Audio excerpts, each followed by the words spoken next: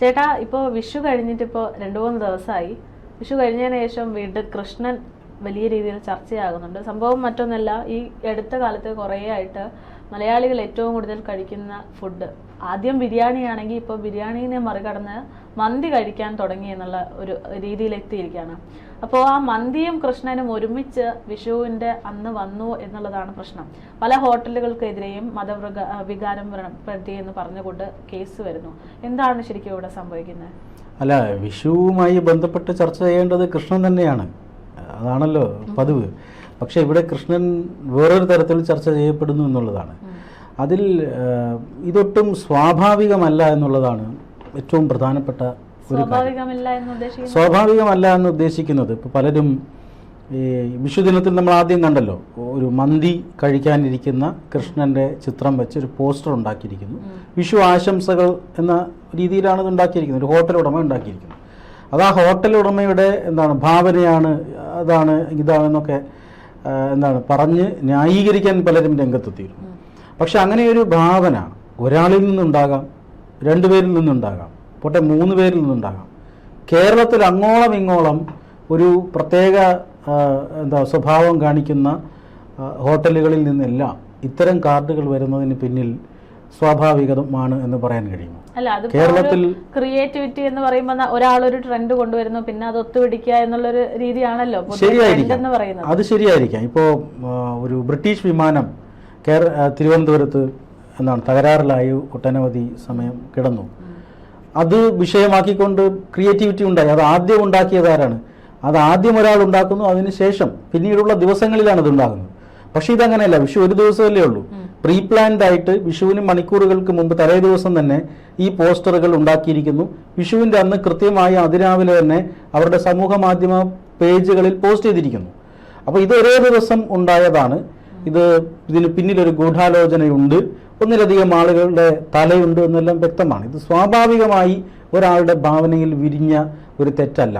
ഇപ്പോൾ ഞാൻ കണ്ട ഈ വിഷു ആശംസകളിൽ ഞാൻ വേറിട്ട് കണ്ടിരുന്ന ഒരു ആശംസയുണ്ട്. അതൊരു പക്ഷേ നമുക്ക് വിവാദമാക്കാവുന്നതാണ്. അതായത് ഞങ്ങളുടെ വീടിനടുത്ത് ഒരു ആംബുലൻസ് ഡ്രൈവറുണ്ട്.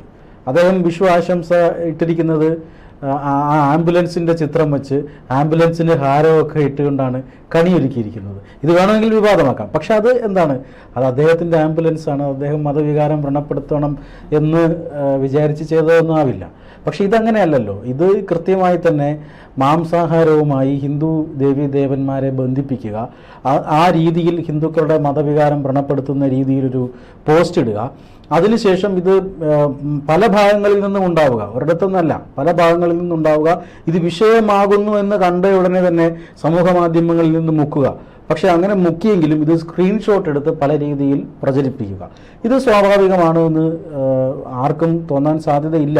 മാത്രമല്ല, ഇത് കേരളത്തിൽ മാത്രമല്ല, കേരളത്തിലെ ഒരു ആഘോഷമാണല്ലോ വിഷു. സമാനമായി മറ്റ് സൗത്ത് ഇന്ത്യൻ സ്റ്റേറ്റ്സിലൊക്കെ അതേ ദിവസം ആഘോഷം നടക്കാറുണ്ട്. പക്ഷെ അത് മറ്റു പേരുകളിലാണ്. പക്ഷേ ബംഗളൂരുവിലെ ഒരു റെസ്റ്റോറൻറ്റിൽ നിന്നും ഇത്തരത്തിലൊരു വിഷു ആശംസ ഇറങ്ങിയിരിക്കുന്നു. അതും മലയാളത്തിലാണ്. ഇത്തരത്തിൽ മന്തിയുടെ മുന്നിൽ, ചിക്കൻ ഫ്രൈയുടെ മുന്നിലൊക്കെ ഉണ്ണാനായിരിക്കുന്ന കൃഷ്ണൻ്റെ പടം വെച്ചുകൊണ്ട് ബാംഗ്ലൂരിൽ നിന്ന് ഇറങ്ങിയിരിക്കുന്നു. നമുക്ക് ഈ കേസ് എടുത്ത ഏതാനും ചില റെസ്റ്റോറൻറ്റുകളുടെ പേര് പരിശോധിക്കാം. ഇത് ഏറ്റവും അവസാനമായി ബംഗളൂരുവിലെ നദാവി മന്തി റെസ്റ്റോറൻറ്റ്. ഈ നദാവി മന്തി റെസ്റ്റോറൻറ്റ് ബംഗളൂരുവിലെ ഏറ്റവും പ്രധാനപ്പെട്ട ഒരു കീ ലൊക്കേഷനിലുള്ള ഒരു റെസ്റ്റോറൻറ്റാണ്. ഈ റെസ്റ്റോറൻറ്റിലേക്ക് ധാരാളം മലയാളികൾ എത്തുന്ന റെസ്റ്റോറൻറ്റാണ്. ഈ റെസ്റ്റോറൻറ്റിന് സൗദിയിൽ ഒരു ബ്രാഞ്ച് കൂടിയുണ്ട്. ഒരു സൗദി കണക്ഷൻ അവിടെ വരുന്നുണ്ട്. രണ്ടാമത്തത് ചേർത്തല ആലപ്പുഴയിലെ മെഹർ മന്തി. ഇതാണ് ആദ്യമായി വിവാദമാകുന്ന റെസ്റ്റോറൻറ്റ്. 2 മണിക്കൂർ മുന്നേ മലപ്പുറത്ത് നിന്ന് 2 ഹോട്ടലിനെതിരെ കേസെടുത്തിട്ടുണ്ട്. അതിന്റെ പേര് പറയുന്നത് അറേബ്യൻ മജ്ലിസ് 1, റെയ്ദാൻ 2, അങ്ങനെ 2 എണ്ണമാണ് കേരളത്തിലുള്ളത്. എന്ന് പറഞ്ഞാൽ ധാരാളം, ഇപ്പോൾ ലിസ്റ്റ് ചെയ്യപ്പെട്ടതല്ല, ധാരാളം ഹോട്ടലുകളിൽ നിന്ന് ഒരേ സമയം ഇത്തരത്തിലുള്ള ആശംസാ കാർഡ് പുറത്തിറങ്ങിയിരിക്കുന്നു എന്നല്ലേ. ഈ പ്രതികരണങ്ങൾ പുറത്തു വരുമ്പോൾ, ഈ ഓരോ സ്ഥലത്തും കേസെടുത്ത വാർത്തകൾ പുറത്തു വരുമ്പോൾ തങ്ങളുടെ അടുത്തുള്ള ഹോട്ടലുകളിലും ഇങ്ങനെ ഉണ്ടായിരുന്നു എന്ന് ജനങ്ങൾ പരാതി പറയുന്നുണ്ടാവാം. അങ്ങനെയാണ് കൂടുതൽ കേസെടുക്കലിലേക്ക് പോകുന്നത്. ഈ പട്ടിക ഇനി നീളുമെന്നാണ് തോന്നുന്നത്. മലപ്പുറത്ത് തന്നെ നേരത്തെ അങ്ങാടിപ്പുറത്ത് യമാമ ഷവായി ഷെവായ എന്ന ഹോട്ടലിൽ നിന്ന് എടുത്തിട്ടുണ്ട്. മങ്കട പോലീസാണ് കേസ് എടുത്തിരിക്കുന്നത്.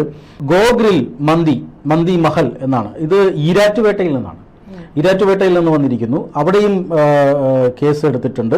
ആ ഹോട്ടലിനും മറ്റ് ജില്ലകളിൽ ബ്രാഞ്ചുകളുണ്ട്. വ്യാപകമായി ബ്രാഞ്ചുകളുള്ള ഒരു ഹോട്ടൽ ശൃംഖലയാണത്. തലശ്ശേരി കിച്ചൻ കോഴിക്കോട് തലശ്ശേരി കിച്ചൻ എന്ന് പറയുന്ന സ്ഥാപനത്തിൽ നിന്നും ഇതുപോലെ ആശംസ കാർഡ് പുറത്തിറങ്ങിയിട്ടുണ്ട്, കേസായിട്ടുണ്ട്. ഇപ്പോൾ പറഞ്ഞ 2 മണിക്കൂർ മുമ്പ് മലപ്പുറത്ത് നിന്ന് 2 കടകൾ കൂടി കേസെടുത്തിരിക്കുന്നു. ഇതെല്ലാം ഒന്നിന് ഒരു സൗദി കണക്ഷനുണ്ട്. ഈ പറയുന്ന ഹോട്ടലുകളെല്ലാം നിരോധിക്കപ്പെട്ട ഭീകര സംഘടനയായ പോപ്പുലർ ഫ്രണ്ടിന്റെ ശക്തി കേന്ദ്രങ്ങളാണ്. ഈരാറ്റുപേട്ടയിൽ നിന്നടക്കം വന്നിട്ടുണ്ട്, നമ്മൾ കാണണം. മാത്രമല്ല ഈ പറയുന്ന ഹോട്ടലുകളിൽ പലതിനും ഒന്നിലധികം ബ്രാഞ്ചുകളുമുണ്ട്. എന്ന് പറഞ്ഞാൽ ഇതൊരു ഒരു മാഫിയ പോലെ. ഈ ചേർത്തല ആലപ്പുഴയിലെ മെഹർ മന്തി എന്ന ഒരു സ്ഥാപനം, ആ സ്ഥാപനത്തിന്റെ ഉടമകൾ എന്ന് പറയുന്നത് 10 പേരാണ്. മുഹമ്മദ് ഷമീറും മറ്റു 9 പേരും ചേർന്നിട്ടാണ് ആ ഹോട്ടൽ നടത്തുന്നത്. ഇങ്ങനെ ഹോട്ടൽ ശൃംഖലകളുള്ള വിദേശ ബന്ധങ്ങളുള്ള കടകളിൽ നിന്നാണ് ഇത്തരത്തിലുള്ള പോസ്റ്ററുകൾ വ്യാപകമായി ഇറങ്ങിയിരിക്കുന്നത്. ഇത് ഒരു പ്രത്യേക മതവിഭാഗത്തെ ഉന്നം വെച്ചുകൊണ്ടുള്ള ആരോപണമൊന്നുമല്ല. ആ മതവിഭാഗം നടത്തുന്ന ധാരാളം ഹോട്ടലുകൾ ഇവിടെ ഉണ്ട്. പക്ഷെ അതല്ല, ഈ ഒരു പ്രത്യേക ഹോട്ടലുകളിൽ നിന്നൊക്കെ ഇത്തരത്തിൽ മതവികാരം വ്രണപ്പെടും എന്നറിഞ്ഞുകൊണ്ട് തന്നെ ഗൂഢാലോചനയുടെ ഭാഗമായി പുറത്തിറക്കിയിരിക്കുന്നു. ഇതൊരു പക്ഷേ അവർക്ക് പറഞ്ഞുകൂടെ, അവർക്ക് ഇങ്ങനെ ഒരു പോസ്റ്റർ പുറത്തിറക്കുമ്പോൾ ഒരു വിവാദം അല്ലെങ്കിൽ മതം അതിനെ മോശമാക്കുന്ന തരത്തിലല്ല ഞങ്ങൾ ഉദ്ദേശിച്ചത്, അങ്ങനെ തെറ്റിദ്ധരിക്കപ്പെടുമെന്ന് അത് തെറ്റിദ്ധരിക്കപ്പെടുന്നതാണ് എന്ന് പറഞ്ഞു കഴിഞ്ഞാൽ നമുക്ക് എന്തെങ്കിലും പറയാൻ പറ്റും. കാരണം അവരൊന്നും ഹിന്ദുക്കളല്ല. ഈ പറയുന്ന ഒരു ഹോട്ടൽ പോലും ഹിന്ദു പേരിലുള്ള ഒരു ഹോട്ടലില്ല. അപ്പോൾ സ്വാഭാവികമായിട്ടും പ്രവർത്തിക്കുന്നവരും ഹിന്ദു വിഭാഗത്തിൽപ്പെട്ടവരായിരിക്കില്ലല്ലോ. അപ്പൊ അവർക്ക് അറിയാത്ത ഒരു കാര്യമാണ് ഈ കൃഷ്ണനെ മുന്നിൽ ഇങ്ങനെ ഒരു ചിക്കൻ വെച്ച് കഴിഞ്ഞാൽ അത് മതവികാരം വ്രണപ്പെടുത്തുന്ന തരത്തിലാകും എന്ന് പറഞ്ഞു കഴിഞ്ഞാൽ നമുക്ക് എന്തെങ്കിലും പറയാൻ പറ്റുമോ? തീർച്ചയായിട്ടും പറയാൻ പറ്റും. കാരണം നിയമവിരുദ്ധമാണ്. അതുകൊണ്ടാണല്ലോ കേസ് എടുത്തിരിക്കുന്നത്. നിലവിലുള്ള നിയമങ്ങളൊക്കെ അനുസരിച്ച് വിരുദ്ധമായ പ്രകോപനപരമായ സമൂഹത്തിൽ കലാപവും സംഘർഷവും ഒക്കെ ഉണ്ടാക്കാൻ സാധ്യതയുള്ള പ്രവർത്തനം തന്നെയാണിത്.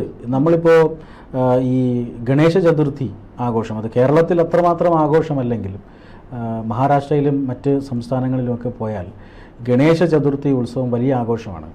ഗണേശ ചതുർത്ഥിയുടെ ഭാഗമായിട്ട് ധാരാളം ഗണപതിയുടെ ചിത്രങ്ങളും ശില്പങ്ങളും ഒക്കെ നമുക്ക് തെരുവോരങ്ങളിൽ കാണാം. ഈ ഗണപതി എല്ലാം ഒരേപോലെ ഗണപതിയല്ല.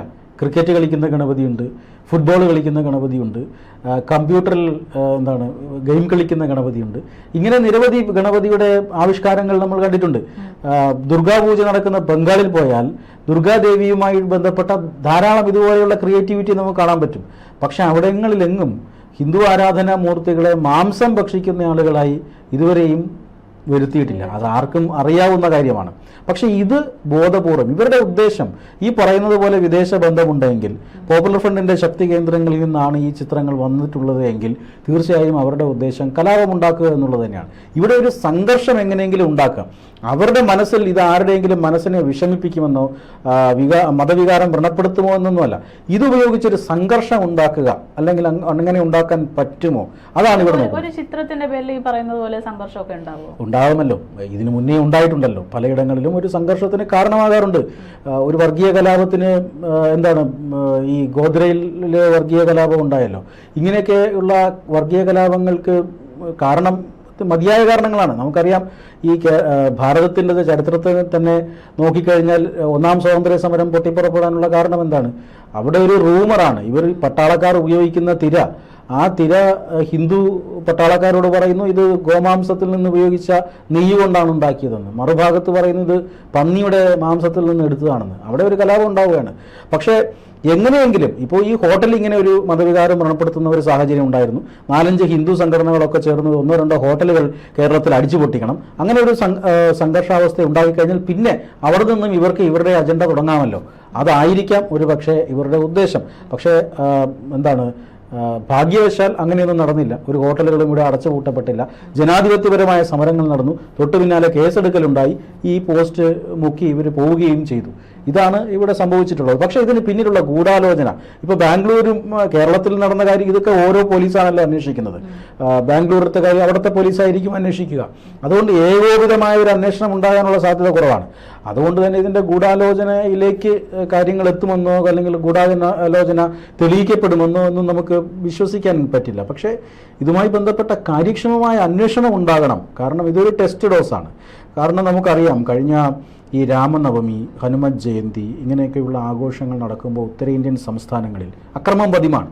അവർ ആദ്യം ഈ ഒരു ഘോഷയാത്രയ്ക്ക് നേരെ കല്ലെടുത്തെറിഞ്ഞ് നോക്കുന്നു, പിന്നീട് അടുത്ത വർഷം വെടിവെച്ച് നോക്കുന്നു, അതിൻ്റെ അടുത്ത വർഷം പടക്കം പൊട്ടിക്കുന്നു. ഇങ്ങനെയൊക്കെയുള്ള ശല്യങ്ങൾ ഉണ്ടാകുന്നു. ഹോളി ദിവസത്തിൽ അക്രമം ഉണ്ടാക്കുന്നു. ഇത് ആദ്യം ടെസ്റ്റ് ഡോസ് ആകുന്നു, അത് പിന്നെ പതിയെ പതിയെ വർഗീയ കലാപങ്ങളായി മാറുന്നു. അത് നമ്മൾ ഉത്തരേന്ത്യയിൽ കണ്ടുകൊണ്ടിരിക്കുന്നതാണ്. അതുപോലെ കേരളത്തിലും ഇത്തരത്തിലുള്ള പ്രശ്നങ്ങൾ ഉണ്ടാക്കാനുള്ള ശ്രമമാണ് എന്ന് സംശയിക്കേണ്ടിയിരിക്കുന്നു. പിന്നിൽ ഈ പറയുന്നത് പോലെയുള്ള മത തീവ്രവാദ സംഘടനകൾ ഉണ്ട് എന്നും സംശയിക്കണം. ഈ പറയുന്നത് പോലെ ഒരു ചിത്രമായിരുന്നെങ്കിൽ അതൊരു അബദ്ധമാണ് എന്ന് മനസ്സിലാക്കാമായിരുന്നു. പക്ഷെ തുടരെ നിരവധി കടകളിൽ നിന്നിരിക്കുന്ന ചിത്രങ്ങൾ അത് ചില സംശയങ്ങൾ ഉണ്ടാക്കുന്നുണ്ട് എന്നുള്ളതാണ്. എന്തായാലും അന്വേഷണം പുരോഗമിക്കുകയാണ്. ഈ പറയുന്ന സംശയങ്ങളുടെ ഒരു അടിസ്ഥാനം എന്താണ് എന്ന് ആ റിപ്പോർട്ട് പുറത്തു വരുമ്പോൾ മനസ്സിലാകും. അതെ.